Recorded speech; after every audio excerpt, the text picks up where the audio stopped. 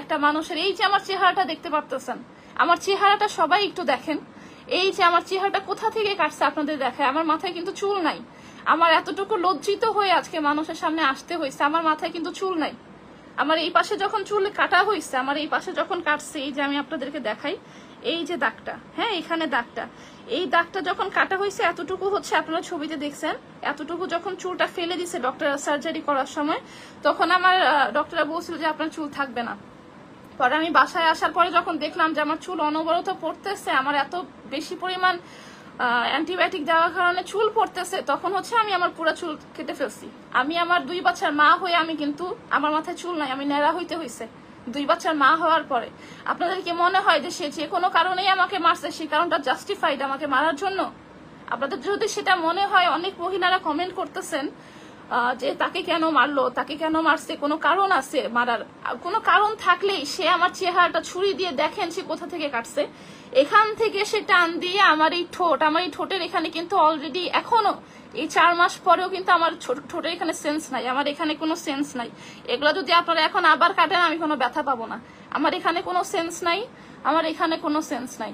আর এখানে যে কাটাগুলা দেখতে পাচ্ছেন, এই কাটা চোখের নিচে কাটছে, এখানে কাটছে এবং এখানে কাটছে, হ্যাঁ এখানেও কাটছে। আমার মুখে সে যখন মারছে, আমার মুখে আমার ডক্টররা বলছে যে আপনার নাকে কোনো হাড্ডি ছিল না, এই যে নাকে কাটা, নাকে কোনো হাড্ডি ছিল না। আমার মুখে অলরেডি 9টা প্লেট, 9টা স্টিলের প্লেট এবং হচ্ছে 42টা স্ক্রু, যেটা আমার মেডিকেল সার্টিফিকেটে আছে। ডক্টর বলছে যে মোবাইলের মধ্যে ছোট ছোট যে স্ক্রু থাকে, এরকম স্ক্রু আপনার মুখে বসায় হচ্ছে আপনার এই চোয়াল, আপনার এই নাক, এগুলো আবার ঠিক করছে। আমার নাক কিন্তু এরকম ছিল না। এখানে আমার স্টিলের প্লেট বসানো, এখানে ধরলেই বোঝা যায় স্টিলের প্লেট। আমার এখানে স্টিলের প্লেট দিয়ে আমার চোয়াল লাগাইছে, এখানে স্টিলের প্লেট দিয়ে আমার চোয়ালের গুড়া ছিল, এই গুড়া ঠিক করছে। তা আপনাদের যদি মনে হয় যে কোনো কারণে সে আমার একটা মেয়ের চেহারা নষ্ট করে দিতে পারে, অনেকে অলরেডি সে মানুষ লাগাই দিছে, বাজে বাজে কথা বলতেছে যে আমার 4টা বিয়ে হয়েছে, আমার 10টা বিয়ে হয়েছে। আমি যদি বলি যে হ্যাঁ আমার 10টা না আমার 20টা বিয়ে হয়েছে, তারপরেও কি আপনাদের মনে হয় যে আমাকে এভাবে কাটলে এটা সে ভালো কাজ করছে, আমার শাস্তি দিছে? আমার শাস্তি দেওয়ার মালিক কি সে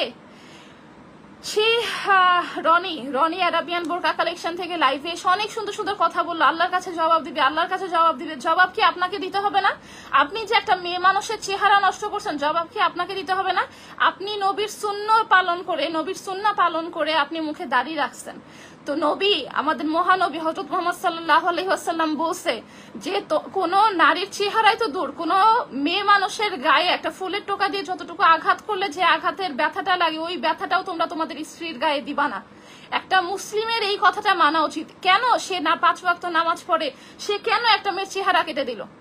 হ্যাঁ, আমি তার কাছে এইসব কোনো কথাই বলতাম না, এই কথাগুলো শেষ হয়ে যেত। সে যদি 8-10টা অনেক মানুষ, অনেক হাজব্যান্ডরা অনেক মেয়েদেরকে গায়ে হাত তুলে, হ্যাঁ মেয়েদের গায়ে হাত তুলে, সো মেয়েরা চুপচাপ সহ্য করে না। ঠিক আছে, আমার জামাই একটা থাপ্পড় মারছে, কিছু ব্যাপার না।